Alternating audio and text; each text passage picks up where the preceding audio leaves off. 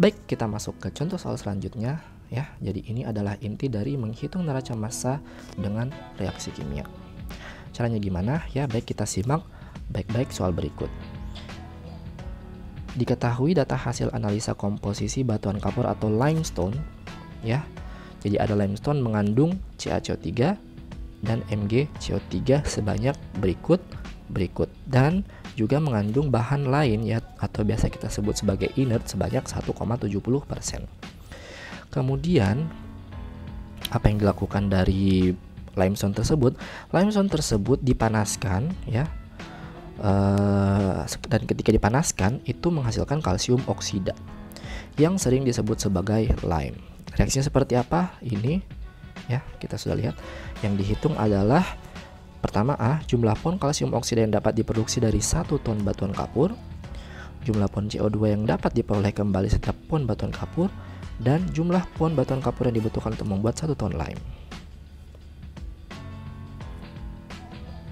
Baik, cara pengerjaannya seperti apa? Ya, jadi langkah pertama kita harus paham dulu prosesnya. Pahami prosesnya, komponen apa saja yang masuk dan apa yang keluar dari sistem tersebut. Nah, jenis proses ini adalah pemanasan batu kapur menggunakan tungku atau furnace atau oven. Tujuannya apa? Agar supaya kita bisa menggunakan batuan kapur ini sebagai bahan baku material bangunan ya. Jadi itu harus melalui proses istilahnya sih kalsinasi dulu atau pemanasan agar terbentuk CaO-nya, karena CaO-nya inilah yang merupakan struktur terkuat dari batuan kapur itu. Ya, jadi nggak serta-merta CaCO3 itu sebenarnya bisa kita pakai langsung sebagai bahan baku material bangunan, tapi harus diubah dulu ke bentuk yang seperti berikut ya. Nah, setelah dipanaskan maka menghasilkan CaO dan MgO. Nah, apabila dipanaskan maka komposisi batuan kapur ini berubah menjadi komponen senyawa lain, sehingga proses ini merupakan proses kimiawi ya. Maksudnya apa? Berarti terjadi perubahan secara kimiawi, terjadi perubahan komponen ya. Terjadi perubahan senyawa yang sebelumnya CaCO3 menjadi CaO, yang sebelumnya MgCO3 menjadi MgO. Baik, kita lanjut. Langkah kedua adalah kita gambarkan diagram alir proses, dan langkah ketiga, pada diagram alir proses tersebut masukkan data-datanya dan kita identifikasi datanya. Nah, setelah gambar diagram alir prosesnya sebagai berikut ya. Jadi ini adalah proses pemanasan. Bahan baku yang masuk adalah limestone atau batuan kapur yang mengandung bahan-bahan berikut ya, seperti pada soal. Nah, hasilnya apa? Hasilnya pasti menghasilkan CaO, MgO, CO2. Ini dari mana? Ini dari reaksinya. Jadi ada CaO, MgO, dan CO2. Nah, ini mau diketahui semua jumlahnya dan berapakah jumlah inertnya atau jumlah bahan baku yang non kimia. Jadi sepertinya diagram alir prosesnya. Jadi kita pahami dulu apa yang masuk dan apa yang keluar. Ingat juga kita harus tahu MR-nya karena kita akan menghitung jumlah molnya terlebih dahulu ya. Langkah keempat, kita tentukan basis perhitungan. Basis yang kita pilih adalah basis 100 pon. Kenapa kita pilih basis 100 pon? Karena yang ditanyakan dalam soal ini satuannya adalah satuan pon ya. Satuan pon. Jadi kita pakailah satuan pon. Kenapa kita pakai 100? Karena angka ini untuk mempermudah kita dalam menghitung. Nah, dalam hal ini basis, ingat ya, sekali lagi saya jelaskan tujuan dari menentukan basis yaitu mempermudah kita dalam menghitung neraca massa, karena terkadang dalam suatu contoh soal itu tidak mencantumkan data mengenai jumlah bahan baku yang masuk. Jadi basis itu biasanya adalah jumlah bahan baku yang masuk atau dasarnya mau pakai basis apa gitu ya. Nah, kalau tidak ditentukan maka kita harus tentukan sendiri basisnya, dan itu bisa tergantung dari kita, yang penting masuk akal dan gampang menghitungnya. Baik, seperti itu. Kemudian langkah selanjutnya, jadi ingat ya, baik sebelumnya, kenapa kita tidak memilih basis 1 ton ya? Kenapa nggak 1 ton aja? Karena di sini di soal ada 1 ton nih. Nah, kalian kalau mau jawab boleh ya, silakan coba beri pendapat kalian di kolom komentar. Nah, langkah selanjutnya di langkah 5 ya, yaitu kita barulah menghitung neraca massa setiap komponen yang ada dalam sistem itu. Nah, untuk menghitung neraca massanya terlebih dahulu kita harus menghitung jumlah mol masing-masing komponen pada feed atau umpan. Tadi kita pakai basis 100 pon ya, berarti jumlah bahan baku yang masuk yaitu limestone yang masuk itu totalnya adalah 100 pon, karena di soal tidak disebutkan. Kita pakai saja 100 pon dan persennya sudah ada nih. Maka berapakah jumlah massanya? Berarti kita kalikan saja persen ini ke jumlah feed yang masuk ini, sehingga diperoleh angka-angka ini yang kalau ditotal itu nilainya tidak lain adalah 100. Kemudian nah, barulah setelah mengetahui jumlah massanya, barulah kita hitung jumlah mol masing-masing si umpan ini. Mol CaCO3 dibagi dengan ingat ya, gram per mr. Maka diperoleh hasil mol CaCO3 adalah 0,9280 dan mol MgCO3 adalah 0,042 pon mol. Nah, inertnya adalah tetap ya di sini 1,70 pon, berarti kita tidak bisa hitung molnya. Kenapa? Karena inert ini tidak diketahui bahan komponen penyusun kimianya apa saja karena nggak ada mr-nya. Jadi tetap seperti itu dalam satuan massa. Langkah selanjutnya, setelah mengetahui jumlah mol umpan, kita hitung jumlah mol pada produk. Produknya apa? CaO, MgO, dan CO2. Caranya gimana? Ingat, karena kita pakai stoikiometri ya yang tadi. Kalau CaCO3-nya 0,9280, berarti CaO-nya juga 0,9280. Kalau MgCO3-nya adalah 0,0462, berarti MgO-nya juga adalah 0,0642. Kenapa seperti itu? Ingat, karena masing-masing ini adalah cuman satu saja reaktannya ya, berarti jumlahnya tidak lain itu adalah sama yang ada di produknya. Dan ingat juga ya, dalam reaksi dapat kita lihat masing-masing koefisien reaksinya cuma satu ya, berarti tidak perlu dikalikan dengan angka lain karena cukup dikalikan satu, sehingga mol umpan sama dengan mol produk masing-masing ya. Jadi diperolehlah molnya, berarti berapakah massanya? Massa dari CaO dan MgO, jadi sudah kita tahu ya mol CaO dan MgO, maka massa CaO adalah kita harus hitung terlebih dahulu ya, yaitu kalikan dengan mr-nya masing-masing dan diperolehlah massa dari si CaO dan MgO. Ini adalah massa CaO, ini adalah massa dari MgO karena dikalikan dengan masing-masing mr-nya. Langkah selanjutnya, untuk mempermudah dalam membandingkan jumlah pada umpan dan produk, maka digunakanlah tabel. Kita masukkan ini umpan, ini adalah produk. Di umpan massanya tadi sudah ya, kita konversi ke mol itu seperti berikut. Nah, di produk ada produk CaO dan MgO, ada inert dan ada juga CO2, tapi CO2-nya belum ditahu nih. Nah, berarti berapakah jumlah mol CO2-nya? Ingat, jumlah mol CaO adalah sekian dan MgO adalah sekian, berarti masanya ini didapat dari yang ini ya. Nah, inertnya tetap ya 1,70 karena dia tidak bereaksi ya, jadi sebelum dan sesudahnya sama. Nah, berarti berapakah CO2-nya? Cara menghitung CO2-nya yaitu berarti tidak lain kita kurangi saja 100 per 5, 100 dikurangi 5, 6,33. 6,33 itu berapa? Dari mana? Yaitu total antara ketiga ini. Kenapa 100? Ya, karena ingat massa yang masuk itu adalah 100 ya awalnya. Berarti ketika dia keluar juga harus 100 juga. Sehingga berapakah CO2-nya? Berarti kita kurangi saja 100 dikurang 56,33 dan diperoleh hasil 43,67 pon. Nah, berarti 43,67 pon berapakah molnya? Bagi dengan mr-nya. Yaitu diperoleh hasil yaitu 0,9925 mol. Sehingga kita pindahkan angkanya masing-masing ya, dari 4367 ini ke sini ya, dan molnya ada di sini, kita taruh masing-masing di tempatnya, sehingga diperoleh hasil massanya jadinya 100 pada produk dan pada umpan juga massanya 100 ya. Berarti telah kita peroleh bahwa hasilnya antara massa di umpan dan produk itu adalah sama, berarti sudah seimbang. Baik, langkah selanjutnya kita jawab untuk pertanyaan bagian A ya, yaitu jumlah pon kalsium oksida yang dapat diproduksi dari 1 ton batuan kapur. Caranya gimana?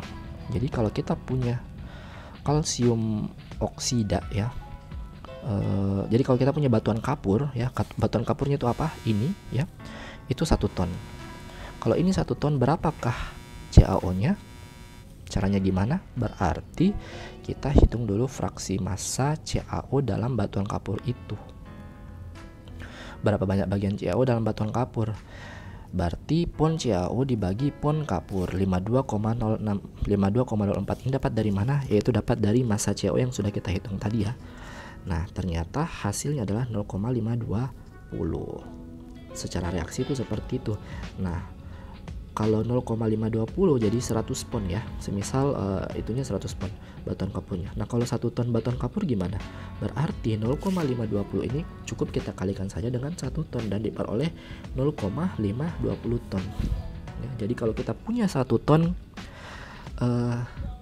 batuan kapur, maka akan menghasilkan 0,520 ton CaO. Tetapi yang ditanyakan bukan ton berapa pon, maka ton ini kita ubah saja ke pon. 1 ton sama dengan 2200, maka kita kalikan saja jumlah ini dengan 2200, maka diperoleh hasilnya itu 1144 pon, yang dimana angka ini merupakan jumlah kalsium oksida yang dapat diproduksi kalau kita punya batuan kapur sebanyak 1 ton. Ya, seperti itu. Baik, bagian B, jumlah pon CO2 yang dapat diperoleh kembali ya. Setiap pon batuan kapur, ingat, diperoleh kembali berarti tidak lain ini sama dengan istilahnya yield atau rendamen. Apa itu yield atau rendamen? Berarti produk per umpan. Nah, CO2 ini adalah produk ya. Dibagi umpan yang mana yang kita maksud? Yaitu umpan batuan kapur. Berarti CO2-nya harus diketahui dulu. Setelah dihitung tadi itu adalah 43,65. Massa batuan kapurnya adalah 100, berarti cukup kita bagikan saja 43,65 per 100.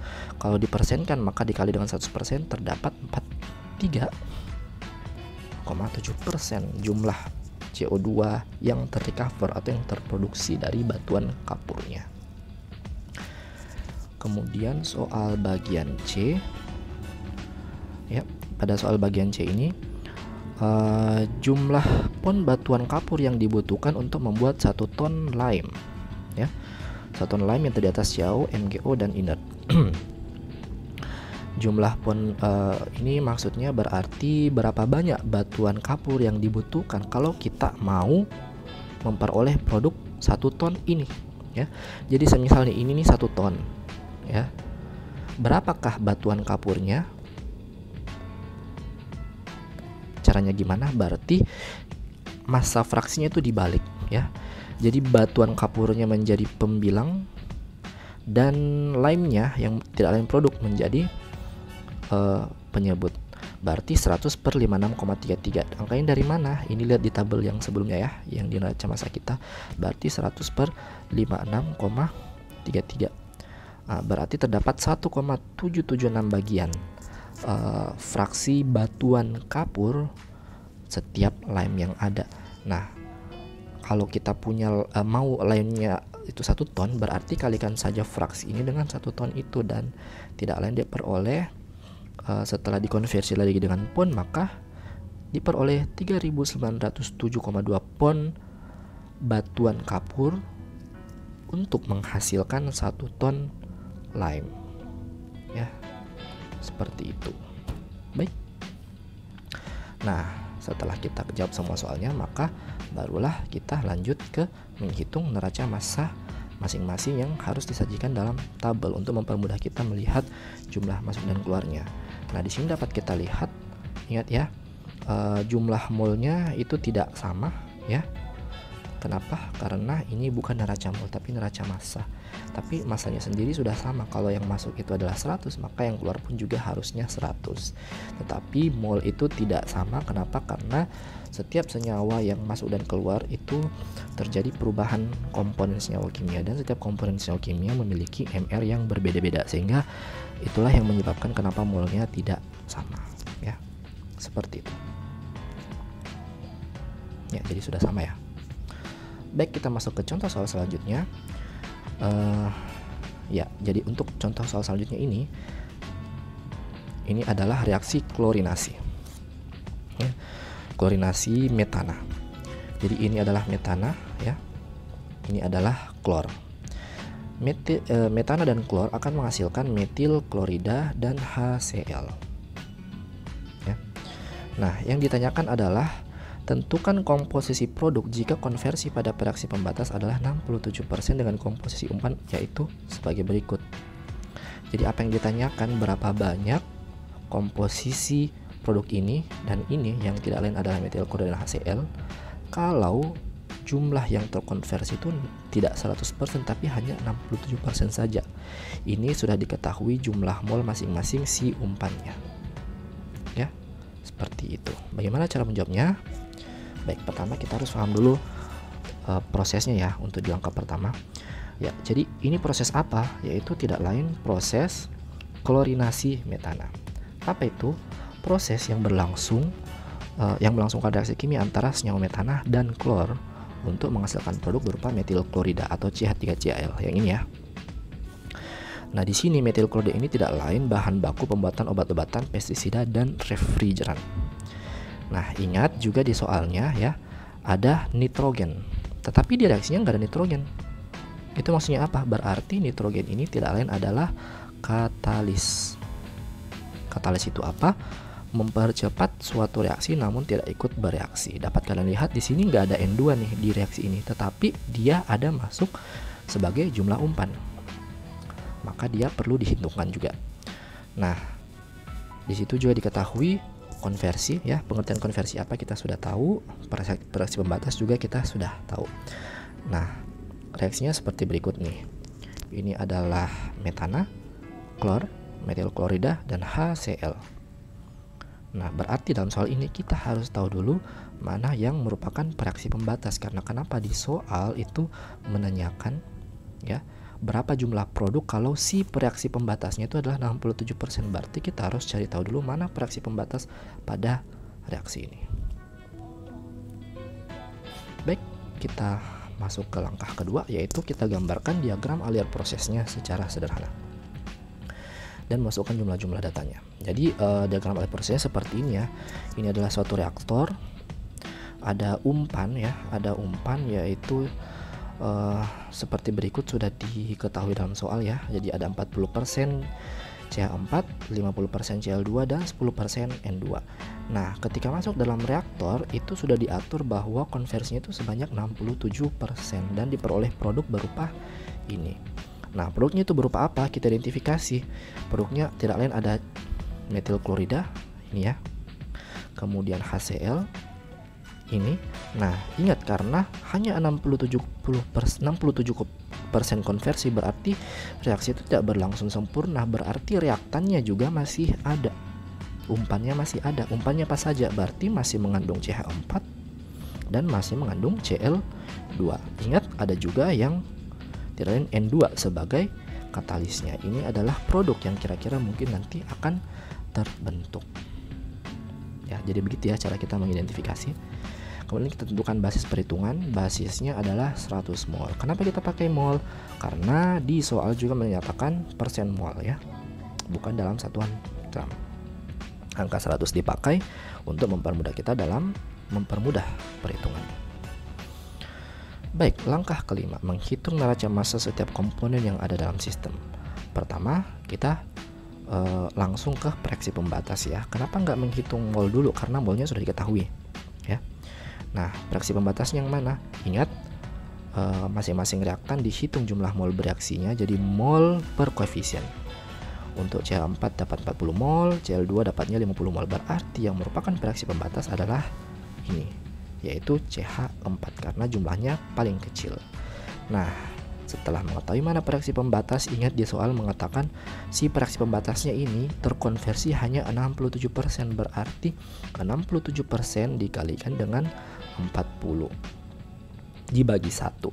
1 itu dari mana? Yaitu koefisien reaksi si CH4 yaitu 1 ya. Nah, setelah dikalikan berarti yang terkonversi menjadi produk hanya sebanyak 26,8 mol ya. Maaf, sini mol ya harusnya karena mol di atasnya. Nah, 26,8 mol. Dengan demikian terdapat 26,8 mol metana yang bereaksi membentuk produk ya. Jadi kita udah tahu ya, berarti si reaksi pembatasnya ini cuma terkonversi sebanyak 26,8. Nah, langkah selanjutnya setelah tahu mana reaksi pembatas dan jumlahnya 26,8 mol, maka kita hitunglah stoikiometri reaksinya. Ini adalah mula-mula bereaksi, ini adalah sisa. 40 dan 50 ini adalah mula-mula, dapat dari sini ya. Dapat dari sini. Dapat di soalnya ya, bukan dari sini tapi di soalnya, tapi kebetulan jumlah molnya setelah itu sama. Nah, 26,8 ini adalah asumsi yang tadi 60-70% terkonversi ya. Jadi 26,8 ini kita jadikan patokan untuk menghitung jumlah yang lainnya. 26,8, 26,8, 26,8 semua dikali rata 26,8 berdasarkan hasil dari mol si reaksi pembatas ini.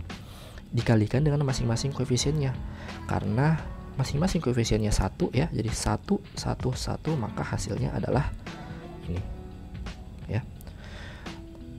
Kemudian setelah kita kalikan ya semua, maka kurangilah dari si mula-mula dan bereaksi, maka tersisa ya CH4 ada tersisa sebanyak 13,2. Ingat sekali lagi nggak semuanya bereaksi karena ada yang hanya cuma 67% terkonversi.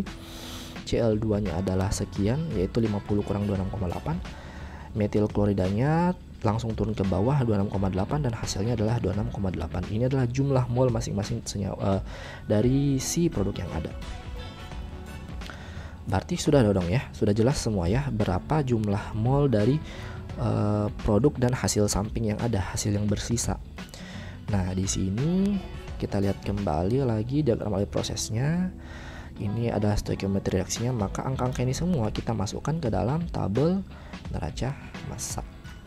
Ingat ya, ini senyawa yang ada ya, ingat ini adalah MR-nya, ini MR-nya. Nah, input itu mengandung 40 mol CH4 dan 50 mol Cl2 dan 10 mol N2. Kalau di total itu adalah 100. Kemudian outputnya adalah 13,2, itu didapat dari sini. 23,2 dapat dari sini, dan 10 itu dapat dari soal ya. Maaf, 10-nya itu untuk 10 yang ini itu tidak lain dari sini. Ya. Di soal. Ingat, karena dia adalah katalis. Kemudian menghasilkan metil klorida sebanyak ini 26,8 itu dapat dari sini, dan ini didapat dari sini ya. Nah, ini adalah jumlah molnya. Kalau di total yang masuk itu 100, yang keluar juga 100, berarti mol antara masuk dan keluarnya itu sama. Nah, bagaimana kalau kita hitung secara massa atau gram? Berapa gramkah ini semua ya? Berarti cukup kita kalikan saja mol ini dengan MR-nya, dan setelah tidak sengaja dihitung nih ya, mol ini C4 dikali dengan MR-nya maka menghasilkan 640. Ketika kita total nih semua turun ke bawah dengan MR-nya dengan dalam satuan massa, diperoleh bahwa massanya antara input dan keluar juga adalah sama ya. Berarti sampai sini sudah selesai ya, sudah terjadi kesetimbangan antara jumlah mol yang masuk dan keluar pada proses reaksi klorinasi metana. Baik, ini adalah contoh soal ketiga. Namun untuk menjawabnya mungkin kalian bisa coba latihan-latihan dulu di rumah berdasarkan penjelasan saya ini. Silakan coba-coba dikerjakan sebagai bentuk latihan kalian. Apabila ada pertanyaan boleh bertanya pada kolom komentar. Baik, mungkin apabila sudah ada yang berkomentar baru akan saya upload kembali video jawaban dari soal ini ya. Jadi pada soal ini itu sebenarnya adalah proses dari korosi pipa ketel ya. Jadi ada reaksi antara natrium sulfit ditambah oksigen menghasilkan natrium sulfat. Yang ditanyakan bagaimana stoikiometri reaksi ini, boleh kalian coba-coba jawab sendiri. Apabila pertanyakan silakan tanyakan di kolom komentar. Sekian dan terima kasih. Assalamualaikum warahmatullahi wabarakatuh.